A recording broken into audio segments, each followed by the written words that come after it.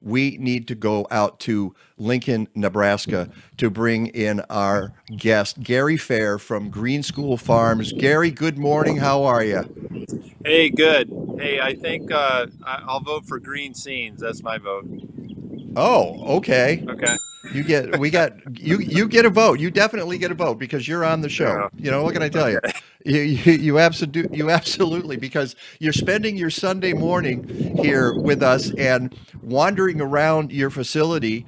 And how far outside of Lincoln, Nebraska are you, Gary? Yeah. So I'm about 15 miles north of Lincoln. Okay. Yep. And where do you live?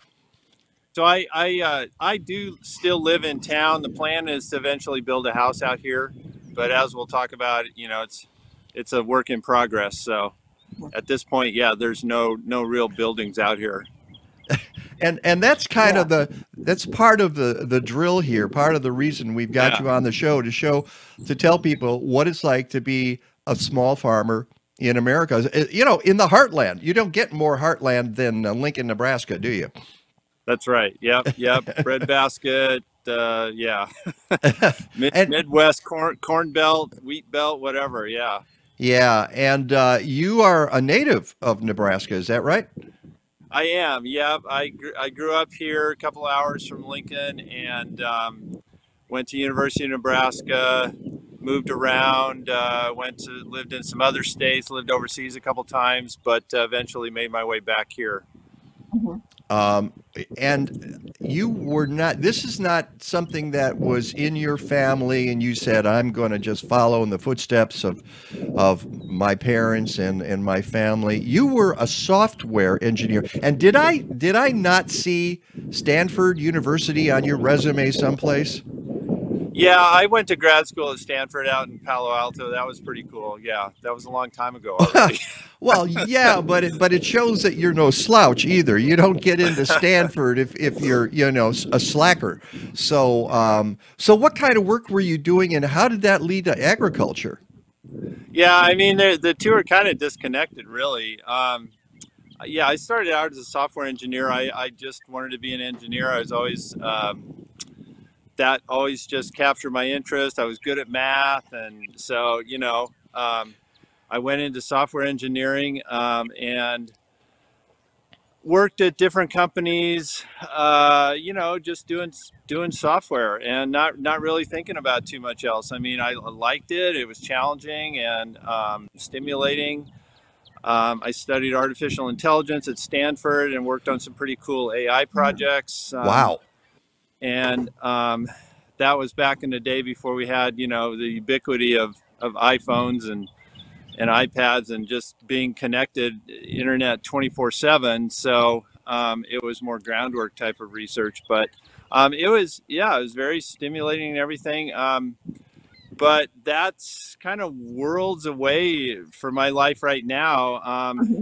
I started I was living in Colorado, I guess, when the thoughts first started to enter my mind about food and food production.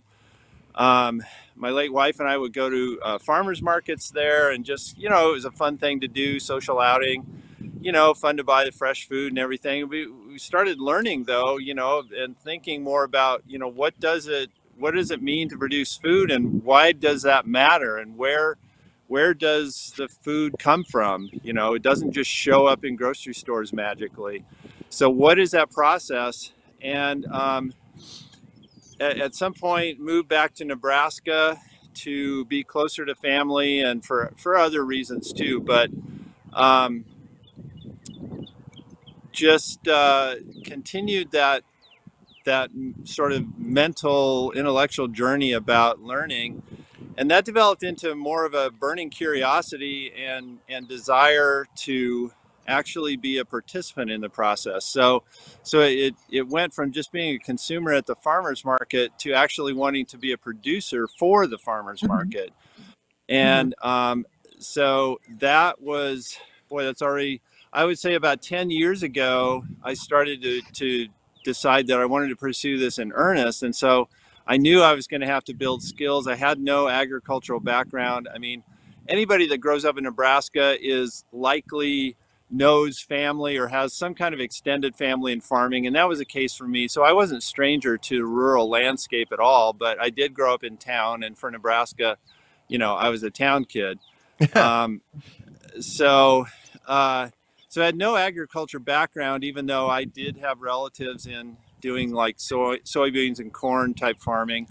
But it was always just, visiting them on the weekends and, running through the cornfield. It wasn't anything that I grew up with knowledge wise. So what I had to do was start building a network of people in the type of agriculture I was interested in, which is, vegetables, producing human food as opposed to, field corn or soybeans that gets turned into ethanol or gets turned into high fructose corn syrup. So I was more interested in food that, is fresh and healthy that you buy at the farmer's market.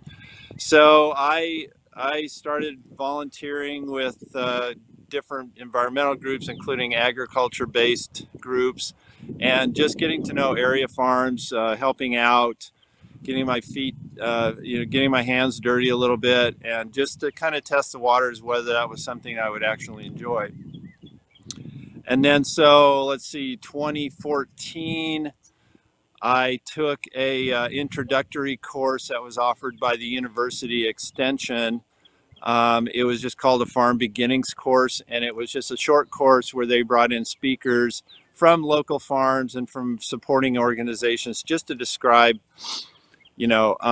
what's all involved, the different issues, different topics, different segments of production. And that same year, then I volunteered as an intern or apprentice, whatever you want to call it, on an area farm. It was an organic vegetable farm. And so I volunteered there for a season. I worked with them a couple days a week. I was still working full time. So a couple days a week, I would go out and just help them and learned all the aspects from start to finish about how they did vegetable production. So in an organic setting.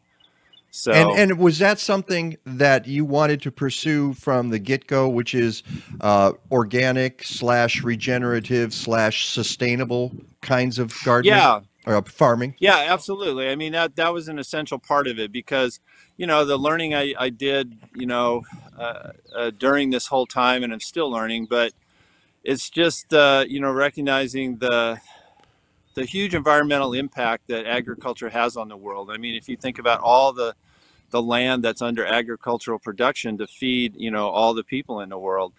And so, on 1,000 years ago, there weren't that many people in the world. So it didn't matter what methods you used, and that was all organic anyway. But once you got into the modern age and we started to try and take shortcuts with, chemical based production, sooner or later, those types of approaches are catching up with us and, polluting groundwater. And according to the Rodale Institute, we all have measurable levels of pesticides in our bodies now and things. So, yeah, so from the beginning, it was important for me to take an approach that was more organic based or fully organic based.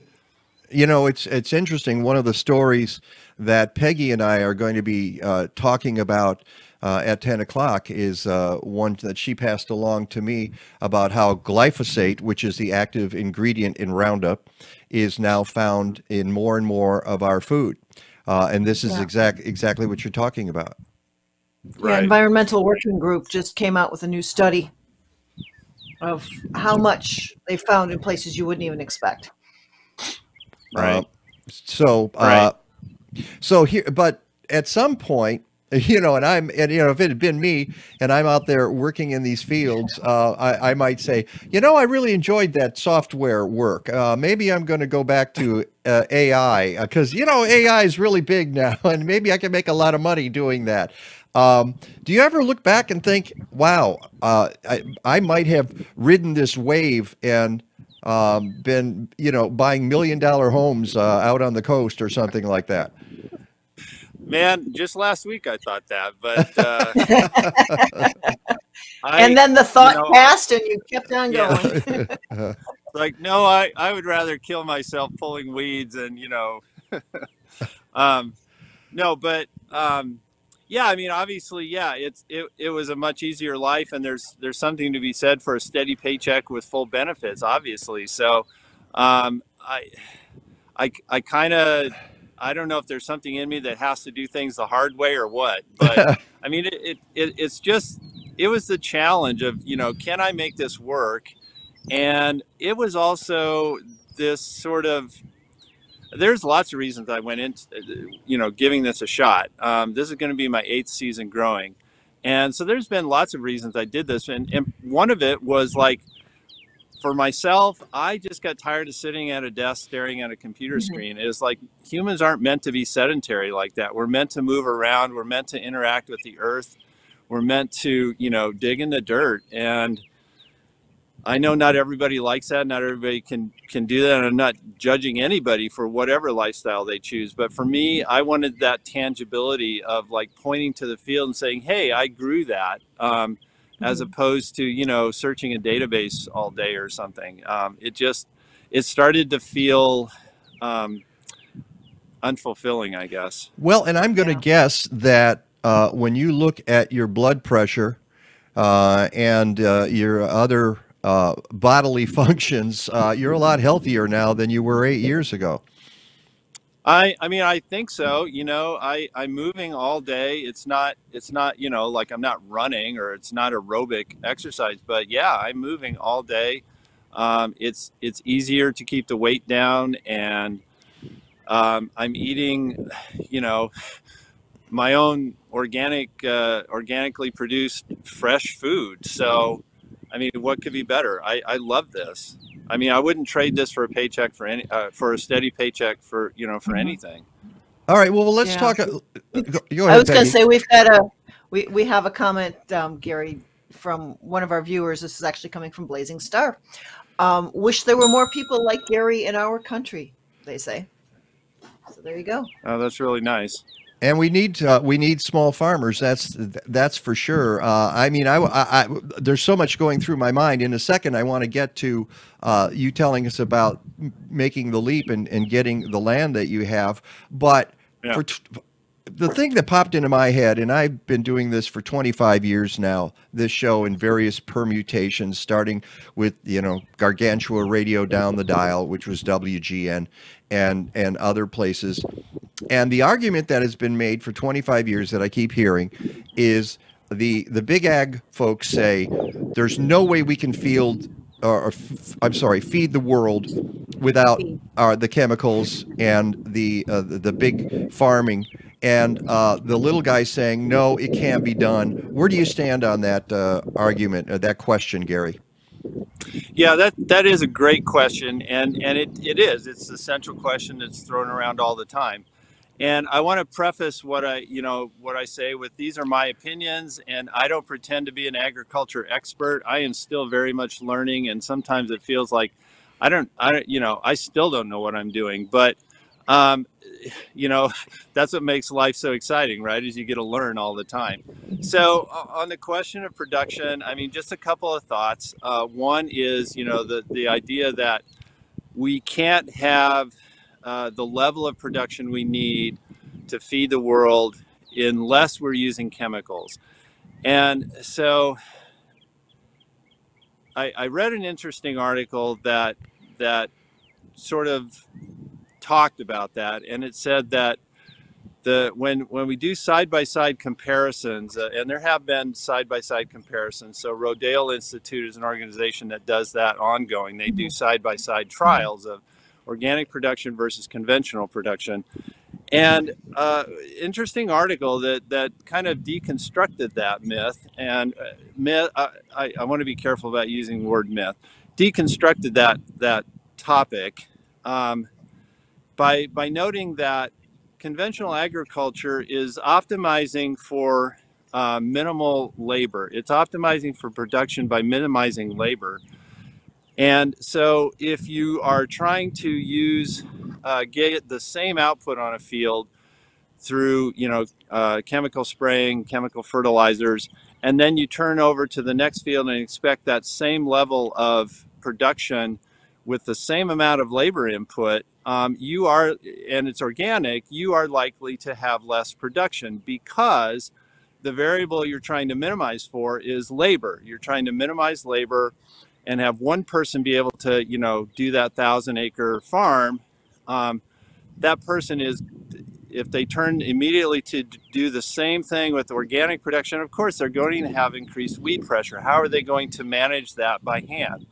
So if instead, though, you broke up that 1,000 acres into 100 10-acre farms, and now you have 100 families that are each making a living and able to more intensively manage the weeds through methods other than chemicals, in fact, you may easily get more production out of that same 1,000 acres. And you're feeding people at the same time. You're feeding these families at the same time. You're probably seeing a gain in nutrition. Yeah, all of those things, and you are now providing employment for 100 families versus one. Yeah. So I'm not saying that's the whole story. And again, I'm not an expert economist. It's just those are the things that come to mind when I think about that question. That's a wonderful answer. All right, Gary, before we get to the break, I want to talk a little bit. First of all, it's a spring day. It's the first day of spring. Temperatures are pretty much in the 30s right now, right? Right now, yeah, it's probably 30, 40 this morning. Yeah, kind of chilly. Okay, and it's going to get up to what today? They said 72, something like that. So you're going to go up 30 degrees at least in the course of the day, and that's part of the deal. Being a farmer is dealing with whatever the weather's throwing at you. Yeah, I'll have my coat off here in about an hour. So okay. Or if you walk into the hoop house, you'll have your coat off. Yeah. Speaking of the hoop, and by the way, good job on the selfie stick. Gary went out and bought himself a selfie stick. I can't believe how you're just a pro in one day. Your first time out. I worked in technology, 30 plus years, and I feel like such a doofus sometimes, with the little things like a selfie stick. So let's wander over to the and I was gonna ask, is that all kale behind you from last year? Oh yeah. So so obviously there's nothing. We're too early to have most things going yet. But behind me is just the kale, and then next to it the slightly taller things. Those are Brussels sprouts. Yep. And I sort of intentionally leave the beds, sort of with the residue there over the winter, just to provide some ground cover, help prevent erosion. And then behind me here, I don't know if you can. Yeah, we can kind of see those rows. Those rows were bell peppers. That was kind of fun this year. I partnered with the University of Nebraska. They did. They worked with some small farms like myself, and they did some field trials of different pepper varieties. They wanted to measure the yield and size of different pepper varieties. So that was pretty cool. They provided the pepper varieties. And then they had students would come out and scout for yield and disease and pest pressures and see which performed the best. We're going to do a second round of that this year, so that was pretty fun. Fantastic. All right, now you're on 20 acres. Obviously, not all of it is vegetable. Some of it, we're going to see a little bit of a prairie that you've put in, and we're going to see this greenhouse, which does not have vegetables in it and seedlings in it now. And why is that? That is because there are not enough hours in a day to do everything I want to do. So yeah, a big part of what I'm doing right now, which is we're not going to see today, but it's just growing plants. And so I do spring plant sales for people that want to have gardens. So I grow tomato plants, pepper plants, cucumbers, whatever. About 100 different varieties of vegetables and herbs I grow. And that's a big part of my spring revenue is plant sales. So this year, or before this year, I've been renting greenhouse space from another organization in Lincoln, and that's where I would grow all the plants. And then in January, I started building this out on my place. I had hoped to get it finished in time to do plant starts this year, but that's the way it goes. It just didn't quite get finished. You know, you can see that the end walls, there's no plastic on it yet. So I'm going to have to, you know, I keep working on this until I can get a propane furnace in here to keep it above freezing at night, and get the ventilation fans all wired up and all that. So I got a little bit of work to do yet, but this is going to be great because it's going to give me so much more space to spread out and increase that part of my business in the spring. And do you expect to have it? How soon do you expect to have it done? I mean, I would like to have it done by April 1st. We'll see if that happens. And if it is done by April 1st, I assume you'll be able to use it for something this year. I could start staging plants in here. Yeah. It has to be heated though, because even in April here, you know, there are nights when it can drop down below freezing, and that would just, you know, kill most of the plants. So Yeah. And I was looking at your Facebook page, and it was what, January 6th when you got a hold of the materials for this, and you were telling people, come on out and help me put up my greenhouse. I assume you got a decent response to that. Oh yeah, you know, I mean, that is so rewarding to just be a part of the local food community, because I put some requests out for some volunteer work days to just help, you know, get all this erected and put up, and especially the big sheet of plastic, get that pulled over the top and secured. And you know, it's just so amazing to know that there are so many people willing to, you know, to come out and help. And these are fellow farmers, or they're, you know, loyal customers who believe in local food and what that represents. And, you know, I would not trade a desk job for anything in the world, just because of how rewarding, gratifying this is, to just know that I can be a small part of this whole thing. That's fantastic. All right. Well, that's a good point for us to do a quick break here. We're talking to Gary Fehr, who's with Green School Farms just outside of Lincoln, Nebraska. When we come back, Gary, I want to show folks a little bit more of the territory. Maybe you can walk over to the prairie.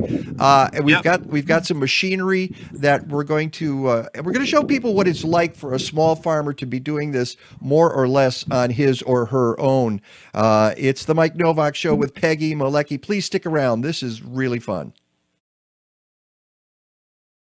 All right, we're back with Gary Fehr from Green School Farms in Nebraska. Describe your farm. You've got about 20 acres there. Right. So I bought this back in 2016, and it took a couple years to make it usable before I could farm it, because we had to put in electricity. The rural power district had to run electricity to the site so that we could operate a well, and then I had to get a well drilled, and for water to, you know, for irrigation. So I'm just kind of rotating around here, but it's 20 acres, which is, you know, it's not what most people think of when they think of a large farm in the Midwest. You know, where, you know, most farms, you know, you think of several hundred acres at least. So 20 acres is definitely not a farm in the sense of, you know, hey, we're going to grow corn and soybeans on here. You need so much more space to grow a economically feasible amount of that. So a small acreage like this is, in my case, right now I'm at about less than an acre of vegetables. So that's only a, you know, small part of the whole place. The rest of it, like what I'm standing in here right now, is an alfalfa field. So I have about an acre of vegetables, about 12 acres of alfalfa, which is baled and sold, you know, as a supplementary source of income. And then I'll walk backwards here. And then about 2018, I seeded 5 acres to recreate prairie. So I seeded 5 acres in a mix of native grasses and flowers, forbs. And I wanted to do that for, you know, several reasons. One being that we have lost virtually all of the native prairie in the Midwest that was here 200 years ago. And with that, we've lost tremendous number of species, birds, small animals, insects, and I wanted at least to put back a little bit of that to bring back pollinators, to bring back habitat for small creatures, and just, you know, for an aesthetic. I don't know how well you're going to be able to see this, but this is obviously it's dormant right now, but this is what in eastern Nebraska it's called tall grass prairie. You get towards western Nebraska, then it transitions into short grass prairie, and it's mostly a factor of how much rainfall there is and what grass species it can support. So the dominant grasses in this are big blue stem, little blue stem, and Indian grass, and then you have a mix of forbs or flowers of I think the mix I got, there was supposedly 200 different species of grasses and flowers. And so seeing a lot of those emerge, and it just takes a while to get established. The first 3 years after we seeded this, it was just a field of weeds.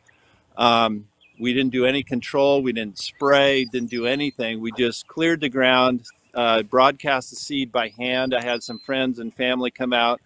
We took seeds in 5-gallon buckets and just walked over the 5 acres, spreading the seed the old-fashioned way, which was incredibly rewarding and connecting to the earth. And yeah, the next 3 years, it just looked like a complete failure because there were just regular annual weeds that had taken over because we didn't do any weed control. And that was by design. And, you know, I consulted with a group in Nebraska that puts in prairies with this method, and they assured me that was a natural course. And so lo and behold, last year started to see these clumps of native grasses just appearing. It was just like magic. They just started appearing because it had taken that long for them to put down roots and to just get established. And they have now outcompeted all of the weeds. There are virtually no weeds in this field now. It's just utterly astonishing to me as I keep learning about this. Yeah. So Gary, there's a couple comments from a couple of our people watching. One, Amy says, thanks for your dedication to bring back pollinators in prairie habitat. Andrew is asking, what do your big corn and soybean neighbors think of you? Are they supportive and helpful, or are they skeptics?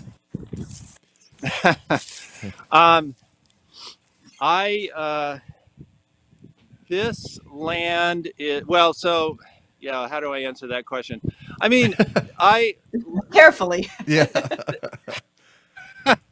No, there's different, the reason that I chose this property in particular is because I want to get certified organic, hopefully soon. I don't know. I've given up on putting a timeline on myself on that. But to become certified organic, you have to be mindful of whether your property borders fields that are being sprayed, and because of concerns about drift of pesticides and herbicides. And so I chose this property specifically because on every side except one, it's bordered by others, either hay fields, which typically aren't sprayed, or residential acreages. So this is kind of a peri-urban area out here. You have people who like to just live in the country, so they have acreages. So there's not a lot of danger of drift. Now there is one neighboring corner that kind of that does abut my property, but it's a tenant farmer. I've met the person who owns the property, but I haven't met the tenant farmer themselves, and so it's never really been an issue. I will say that the person who comes and hays my alfalfa field, he's an older gentleman, and he's not organic, he's conventional, but we get along so well. He'll kid me about, why do you want to do all this work? Why are you doing it the hard way? And yet he will then at the same time say, oh yeah, I remember back, when I was young, we didn't have those chemicals, so we did it the old-fashioned way. So to him, organic is the quote old-fashioned way. And so he has respect for that. and we get along. That's good to know because I know other people who have areas of natural land and they abut farms here in Illinois, and drift is always an issue. It sounds like you made a pretty smart choice. As you're wandering back over to the truck, because I guess we're going to do our demonstration. Oh yeah. I want to get very quickly as you're walking. Talk about your commitment to farm to school. Okay, so one component of my business and one is farm to school. And what farm to school means, it means several things. But for me, what it means basically is getting food, fresh, healthy food into area school cafeterias. And so I've partnered with some of the smaller schools here to get, they'll purchase food from me at a wholesale price, and then they will feature that in their cafeterias, and that's incredibly rewarding. And that also means that sometimes I'll have a tour of food staff people come out just to see where this food is coming from, how it's produced, or occasionally I'll go into a school to just present to kids like, hey, what are these tools? Your parents have gardens, do you recognize any of these tools? So that's fun too. And it's all about educating kids about where the food comes from and about healthy eating, and just trying to get them interested in healthy eating habits. And schools are becoming increasingly aware and concerned about that too. So yeah, farm to school is really important. I mean, I named my farm Green School Farms, green as an environmental element, schools and farms, to try and connect those. And so I work with not only schools, but I've worked with other nonprofits in Lincoln to try and build up a network where multiple farms can supply schools with a supply chain of healthy produce. And Yeah, so you work with Partnership for a Healthy Lincoln. I also know right, that you've And donated food to We Can Do This. We feed the kids at F Street Community Center every yeah, weekend, and I love the title yeah, of that. yeah, yeah, yeah, and the Harvest of the Month program that you're involved with, again, with Partnership for a Healthy Lincoln. right. Yeah, Harvest of the Month is fun. So Nebraska Department of Ed produced a list of 12 vegetables, well, 12 products. I think there's some like meat on there too. I don't have any livestock, so but yeah, Harvest of the Month is a way to, so it'll feature a vegetable each month, let's say. And so in April it's going to be spinach, and so we find farms that are producing spinach this time of year, and then we we'll get the quantity they need, and then the kids taste it. They set out the spinach in little portion cups, and the kids go through the line, and the kids that taste it, they get a little sticker that said, hey, I tasted the spinach, or I tasted the broccoli, or I tasted the the beets, or Nice. whatever. And so it gives the kids, they get that little sticker, so they want to try the vegetable, and it makes it seem less scary to them about, ooh, broccoli. Yeah, it makes it fun for them. It makes it fun, right? And So we should point out that March is National Nutrition Month. Um, uh-huh. so this all ties in right now to what you're doing. We're getting a little bit of wind. You might want to change the angle here. Okay. Yeah, There we There wind's we go. starting to pick up just a little bit. Yeah. All right. Well, let's. I think one of the things people might be interested in is what it's like to have to plant stuff. All right, there you're out there. You don't have the big tractors and you don't have the big Right. machinery. How do you plant an acre in your or on your farm? Right. So, sorry for the angle here. I'm trying to get this set up so we can do a little demonstration. But yeah, so vegetable production is quite different than, say, corn or soybeans, because because of the economies of scale required, you do need 1,000 acres to produce, any kind of, feasible amount of corn. But vegetable production is much more intense, and you can get so much more. It's higher value. You know, you get $3 for a bunch of kale. The same amount of space growing an ear of corn, field corn, would be what, maybe a penny for that ear of corn. So it's an entirely different scale of economics. And so that's why there are so many small vegetable farms that are viable, is because you can, when you farm more intensely on that small space, you're able to capture a much larger, living wage amount of revenue. And so a lot of farms, vegetable farms my size, say 1 to 3 to 5 acres, they're not going to have big machinery. And that's partly intentional. One, it costs less to, you don't have to have a lot of machinery to maintain. I personally would rather be connected to the earth through more directly than just sitting inside of a tractor cab all day. That's just my preference. Yeah. So, yeah, scale is intentional to some degree. And so I had a tractor that had belonged in our family. I kept it for a while, and it just wasn't suited to the precision work you need for doing vegetable beds, where you need a lot more control. And so I sold it back to my uncle. I didn't need it. And so what I did instead is I bought this, and this is really the largest piece of equipment I own. It's called a BCS walk behind tractor. I'm not sure if it was, I think these are produced in Italy. This is a really common implement in Europe for vegetable production, and just farms are a lot smaller average size over there. But we'll see if we can, show you how this works. But basically, it's kind of a rototiller on steroids. It has a powerful Honda engine in it, and then there's different attachments you can attach to it for different types of tillage and brush clearing and just bed preparation. So, all right. And then do you use a seeder as well? yeah, and then I use for direct seeding. I use we'll fire through. It's not a powered unit, but it's called a Jang seeder. It's just a rolling seeder that seeds in a hopper, and then you can quickly or quicker than just doing it by hand. You can seed rows of radishes or turnips or arugula or whatever. Well, let's see if we can set up that camera the way Okay. we practiced this before the show.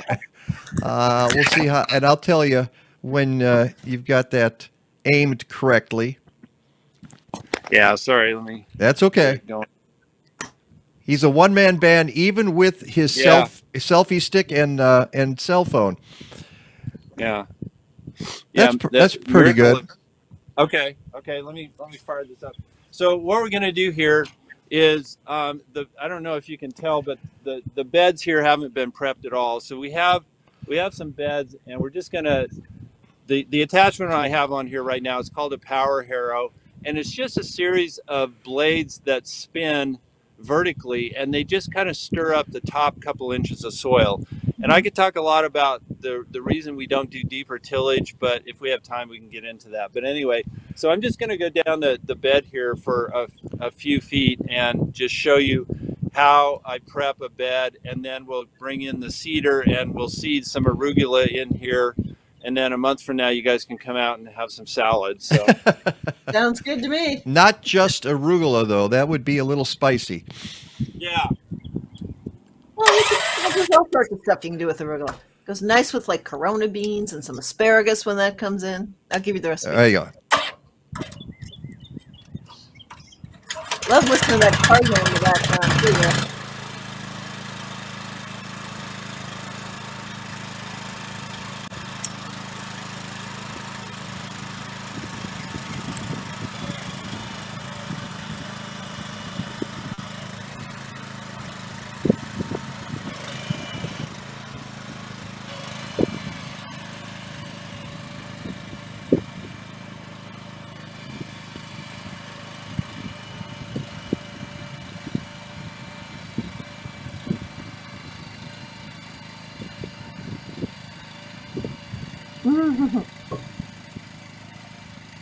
He's riding side saddle there. Yep. So Deb Moulton says road trip for salad. I'm not sure. Well, I guess for a good salad, you could do a road trip.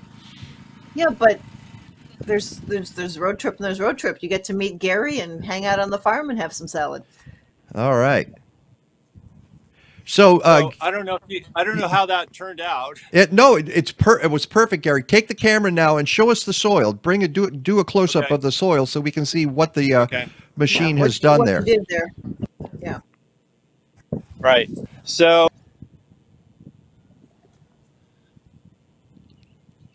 okay. So if you can see down there, Yeah. what happened is that there's a lot of early season weeds that have already started emerging, and so by stirring that up, it's pulled up these weeds and clumps, and again, I don't know if you can see that, but it's a real. Now you've got the shipping container. Tell us about the shipping container behind you. Yeah, so I needed someplace just to store equipment, so I brought in a used shipping container early on, and that's just where I store things. Off to the side of it, I built a little lean-to out of some lumber, and what I use that for is that's my wash pack station. So again, really low tech, but very typical of farms my size. Is it's got benches and storage space. It's got washing equipment and drying racks and that sort of thing. So it doesn't look like much, but I was talking to you, Mike, earlier, and just this is very typical of a 1 to 2 acre vegetable production type of approach. Now tell me, so folks have a better understanding. You when you were holding the soil, you were breaking up a little bit. You said, what were you saying about that soil? It's got a really nice texture right now, and so this is, we had about an inch of rain a couple days ago, and it's been very dry this winter. So, but we did have a couple of rains in the last month that have really soaked in nicely, and so I just love that it's the texture. The word is tilth, tilth. So the tilth of the soil right now is it's really nice, and so you want that sort of fine, even consistency for sowing small seeds like arugula. I don't know if we'll be able to do that if we're going to lose a signal if I go back over there. So. You know what? I think we're fine because we only have a few more minutes left, Yeah. and we do know you're going to use that little machine, roll out the seeds. What about cultivating as the plants grow? Do you have anybody who helps you on the farm? Yeah, I do have one part-time helper.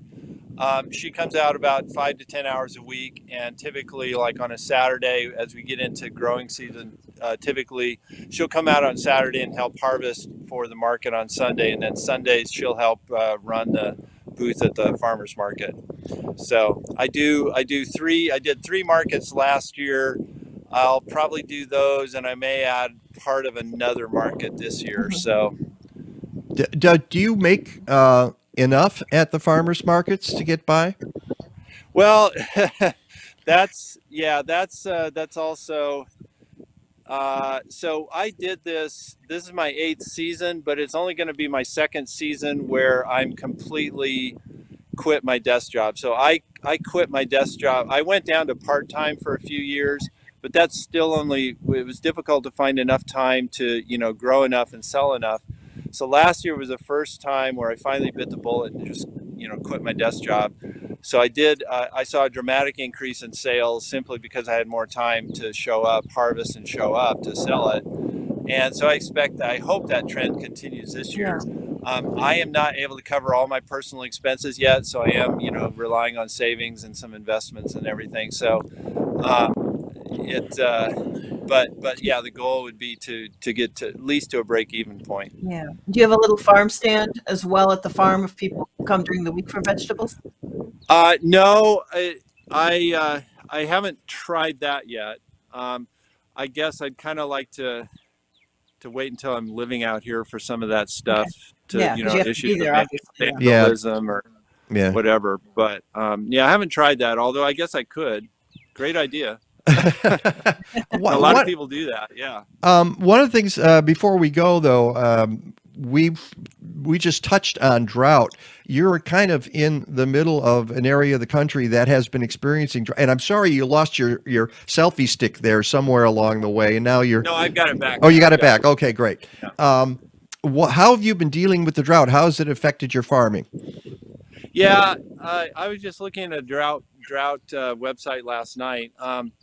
So we really hadn't had any precipitation to speak of since October, with the exception of, like I said, in the last 3 weeks, we've had 2 rainfalls that were each about an inch each. So, but I was looking at the university has a drought watch website that they sort of monitor drought.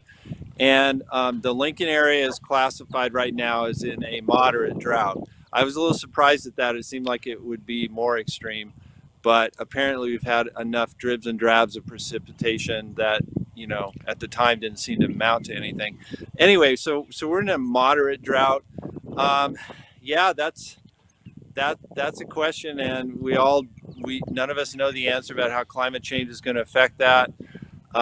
You know, climate change, some areas could actually be more moderate instead of, you know, more extreme. That's just, and some areas are going to get more extreme, and overall things are going to get more extreme. Mm-hmm. So I don't have a great answer for that. I mean, there are arid farming techniques that we all need to become better at. So for example, heavy mulches will retain moisture much better than leaving bare soil. There are farms out west in the U.S. that, they're not many, but there are vegetable farms that are trying to experiment with so-called dry land farming, where they literally don't irrigate. They only rely on the rainfall that comes. And they make use of heavy mulches that retain soil moisture. I've noticed the compost pile, I make my own compost. And even in this drought, when you dig down into the middle of that compost pile that has been, you know, several feet of cover over it, it's very wet. So even in, you know, the several months that we've had no rain virtually, it retains moisture very well. So there are things to mitigate it.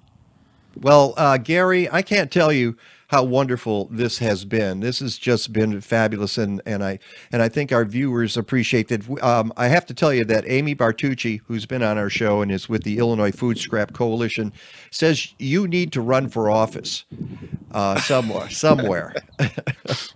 Yeah, because you're that just sent a wave of anxiety through me. So, but I appreciate the sentiment. Yeah.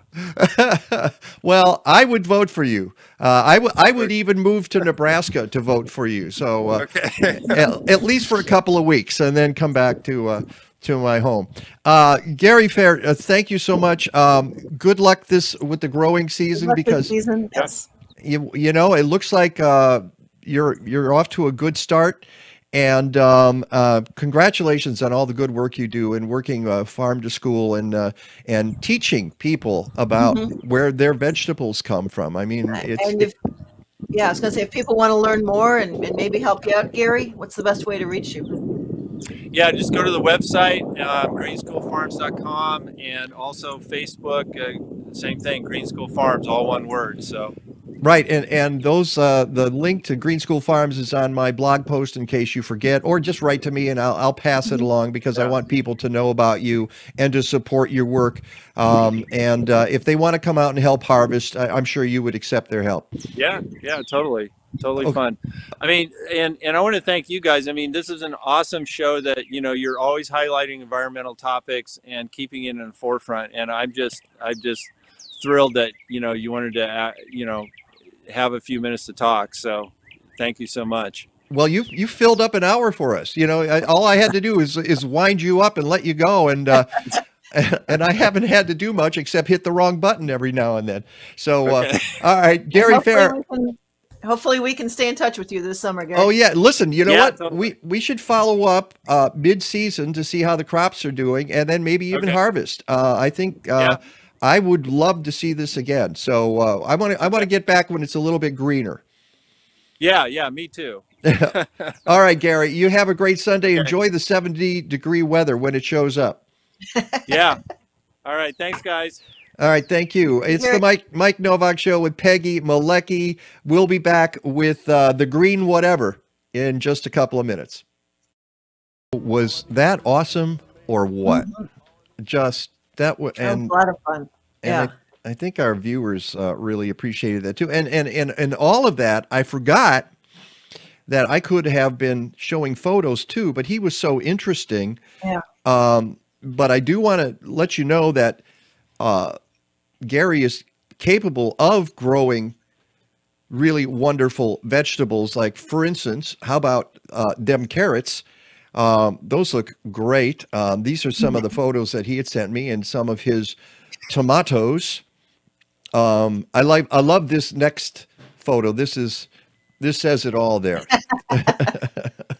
Woohoo! That seems to be Gary. He's in love with life and his vegetables and his farm. And I think I have one of him at one of the sales. Here we are with masks and everything. I mean, this is what it looks like when when stuff is actually growing Yeah. during the Harvesting season. some peppers there. Yeah. Yeah, it's Those are peppers. are those pep? Oh yeah, you're right. You're right. They're green peppers. Yeah, Yeah. I'm sorry, and red peppers as well. So just very He's very doing great. yeah.